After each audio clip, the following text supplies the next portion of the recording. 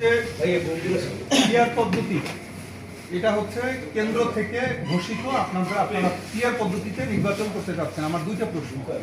PR পদ্ধতিতে নির্বাচন যদি হয় তো ভালো, আপনারা সন্তুষ্ট, অনেকেই সন্তুষ্ট। কোনো কারণে যদি পিআর পদ্ধতি নির্বাচন না হয়, নির্বাচনটা যদি অন্য পদ্ধতিতে হয় যেভাবে চলছিল, সেই ক্ষেত্রে জামাতে ইসলামী নির্বাচন বয়কট করবে নাকি চালিয়ে যাবে, কি সিদ্ধান্ত? একটা প্রশ্ন। দ্বিতীয় প্রশ্নটা করি, তারপর উত্তরটা আসুক। দ্বিতীয় যেটা আমি করতে চাই সেটি হচ্ছে, আপনি হচ্ছেন এখানকার আমাদের কেন্দ্রীয় লিডার এবং বরিশাল থেকে নির্বাচন করতে যাচ্ছেন। আমরা একটা জিনিস জানি যে জামাতে ইসলামী যে সংগঠনটি খুবই নিয়ন্ত্রিত, খুবই সুসজ্জিত এবং চেইন অফ কমান্ড মানা হয়। বিগত যে নির্বাচনগুলো হয়েছে সেই আলোকে আমরা যেটা দেখি যে আপনাদের যে ভোট ব্যাংক সংগঠনের চেয়ে তুলনামূলক শক্তিশালী কম।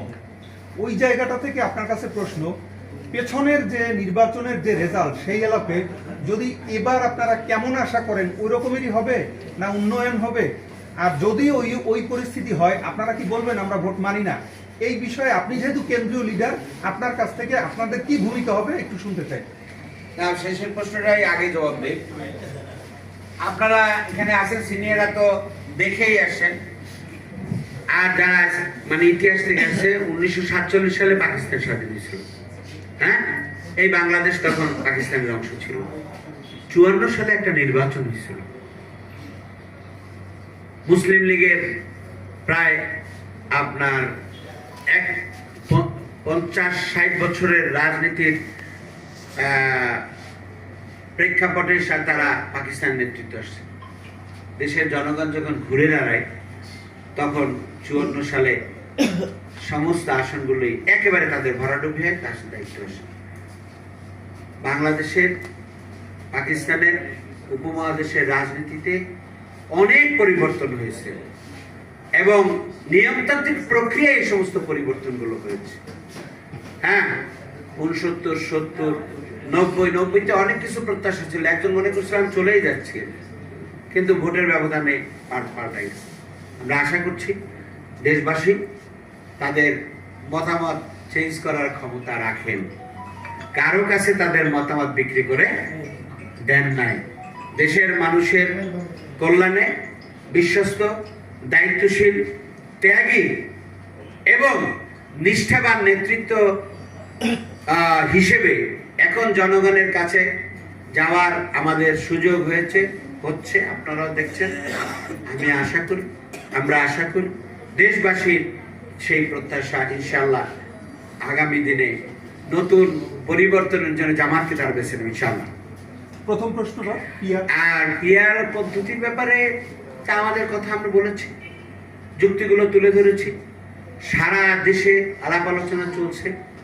জনগণের কাছে এটা নতুন হতে পারে, মানে কিন্তু অনেক পুরনো ভাবে আলোচনা হয়েছে। দেশের অধিকাংশ রাজনৈতিক দলই এটা পছন্দ করে। আমরা আশা করি এটা মেনে নেওয়ার মতো সময় এবং এই আঙ্গিকে রাষ্ট্র নির্বাচনের আয়োজন করারও উপযুক্ত সময় আছে। আমরা আশা করি মেনে নেবেন। আমরা এটা আশা করি না যে হবে না, তারপর আমরা কি করব তখন সেটা দেখা যাবে ইনশাআল্লাহ।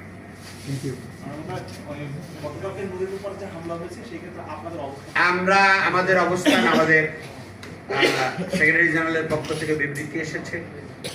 আমাদের আজকে ঢাকায় জামাত ইসলামী প্রতিবাদ কর্মসূচি রেখেছে এবং সেখানে আমাদের সিনিয়র নেতৃবৃন্দ সেখানে বক্তব্য রাখবেন।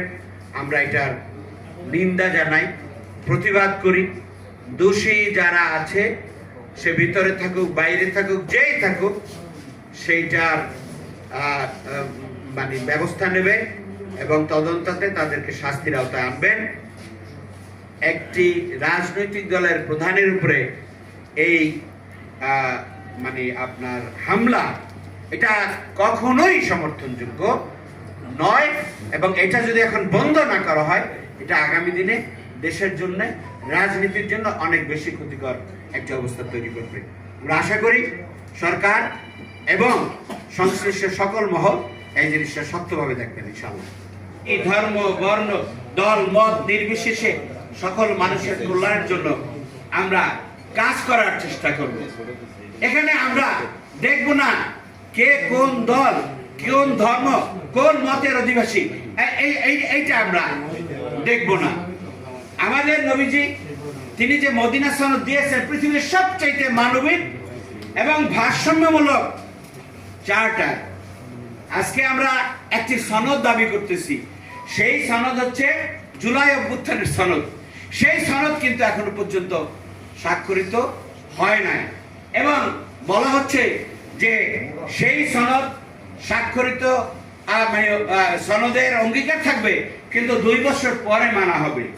বাংলাদেশে কেয়ারটেকার সরকার ব্যবস্থা কিন্তু আসছিল, কিন্তু সেই কেয়ারটেকার সরকার ব্যবস্থা সবাই বলল, সংসদীয় কমিটি, স্থায়ী কমিটি বলল, বাছাই কমিটি বলল, চিফ জাস্টিসের অধীনে অ্যাপিলেট কোর্টে অ্যামিকাস কিউরিরা সবাই বলল, কিন্তু একজন আর অঙ্গুল হেলনে সব পাঠাই গেল।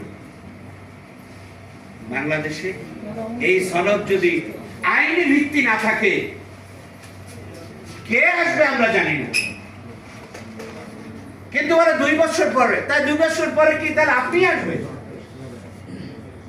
2 বছর পরে অন্য কেউ তো আসতে পারে। আপনি কিভাবে নিশ্চিত হলেন তিনি এটার ব্যাপারে তার কমিটমেন্ট রক্ষা করবেন? আমরা এর জন্য বলছি যে এটার আইনি ভিত্তি দিতে হবে। আইনি ভিত্তি না দিলে এর কোনো কার্যকারিতা থাকে না। সেই জুলাই সনদের মধ্যে সব আনেন, এখন পর্যন্ত আপনার যে